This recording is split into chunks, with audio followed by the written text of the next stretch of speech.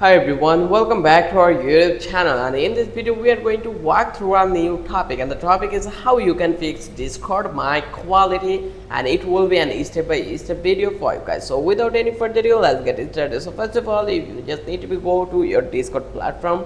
Once you come over here, then you will get this gear button icon in the bottom left corner. You just need to click over here, and then you just need to be find it out your video one voice option. Just click this one. Once you click over here, then from that place you can reset this one, you can debug this one, like here reset voice and video, and then once it's done, then you just need to be come over again into the same place. Just go to the gear icon and then go to the voice, and here you just need to be set it up all the things manually again and select all these things, like input mode will be voice activity. Then you can see the input sensitivity, like automatically determined input sensitivity. You can on this one. If this indicator is solid green, then Discord is transmitting your beautiful voice, so it will be an useful or utilized thing. Then you can see voice procession, echo cancellation. You just need to be enable this one. Then noise suppression, like suppress background noise from your mic, you can select this one. Tips,